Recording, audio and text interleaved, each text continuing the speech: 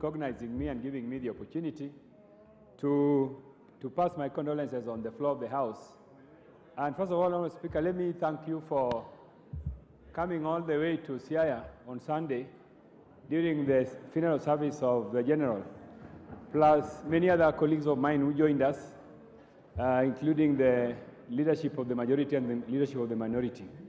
Honourable Speaker, we had the opportunity to say many things at the funeral, but for now, I just wanted to say, Honourable Speaker, that when a person of this stature dies in a manner that Gen.Ogolla died, some heads also need to roll, because we are calling for thorough investigations so that we can understand what happened. But, Honourable Speaker, I believe that in the military, especially the majors who are in charge of the air wing, the Air Force, the commander of the Air Force, Honourable Speaker, is somebody I believe is a culprit. Because if Gen.Ogolla is a captain and a former commander of the Air Force, how come he was allowed to fly a chopper which I believe was faulty? This is something that we need to ask. Also, Honourable Speaker, this House appropriates a lot of resources to the military, but the military ends up buying faulty choppers. Honourable Speaker, I believe that this House and the departmental committees responsible should investigate the military department, the Department of the Defense, because I believe this department is a department which is riddled with corruption, and we never question them. You know, Honourable Speaker, the House must take this issue very seriously, because, Honourable Speaker, a Chief of Defense Forces cannot be killed. Your time is up. Elachi.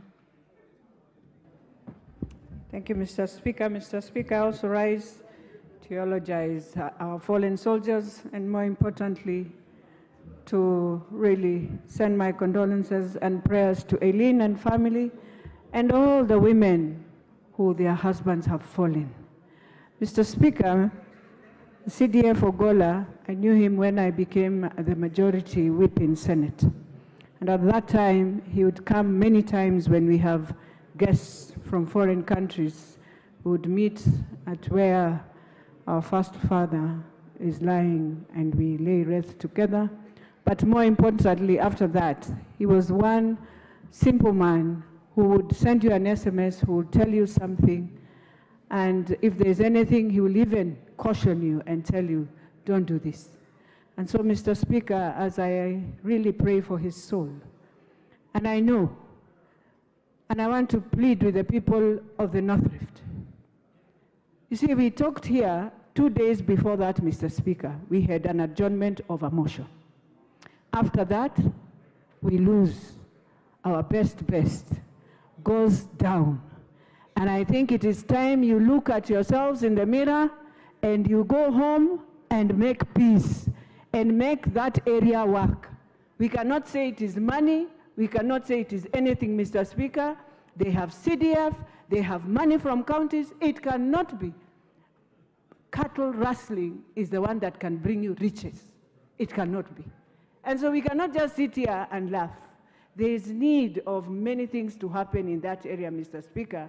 And one of them, first of all, is to fieka that area until they wonder what just hit this area. That's the best you can have from all that we have seen. So as we cry, we must have... Gitari.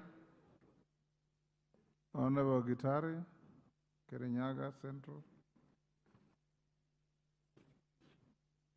Give him the mic. Thank you, Honorable Speaker, for giving me this chance. Honorable Speaker, I want to condole with the families of the foreign soldiers.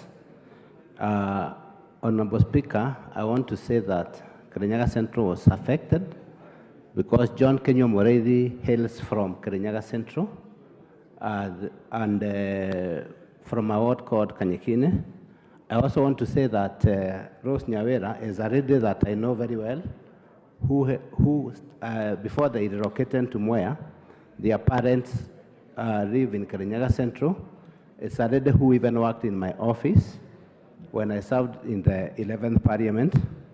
Mr. Speaker, I think the best thing we can do to the foreign soldiers, I have a plea for the warring people, either civil society, bandits, Catholics, and every other group that have conflict in the North Rift. My plea is that so that they can honor the foreign soldiers, they stop the conflict and they live in harmony. Because, Mr. Speaker, I believe if this did not happen, maybe we will not have lost the 10 soldiers where they were going just to supervise the construction of primary schools. I thank you, Mr. Speaker. Jaldeza Wako. Thank you, Mr. Speaker, sir, for allowing me to condole the nation and the fallen soldiers and their families. On behalf of the people of Moyale that I represent, I want to bring to the attention that we lost a very young, brilliant pilot in the name of Captain Sora, who hails from Moyale. And we mourn our captain, our young son, with the rest of the Kenyan soldiers who had fallen. Mr. Speaker, it's very painful to suspect or imagine that this plane was brought down by the ragtag bandits roaming the northern part of this country. And I'm sure the government of Kenya will pay attention. These people will come brought to books, and that menace will be eradicated quickly. Mr. Speaker, some of these soldiers had very young families, and they need support. I think the government should take some affirmative action to support, not just to compensate for them, but actually take a positive action to make sure that the families are not ruined because of these activities. With those few remarks, Mr. Speaker, I say thank you, and I still condole with the entire nation and the fallen soldiers, especially our people of Moyale are mourning. Thank you, sir. Moza Serma.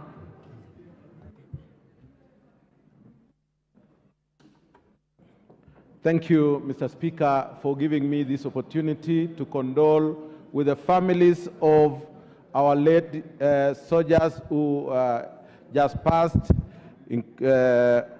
Our Gen.Ogolla, being a great man and a great soldier in this country, and the others. I want to include Colonel Keitany, who hails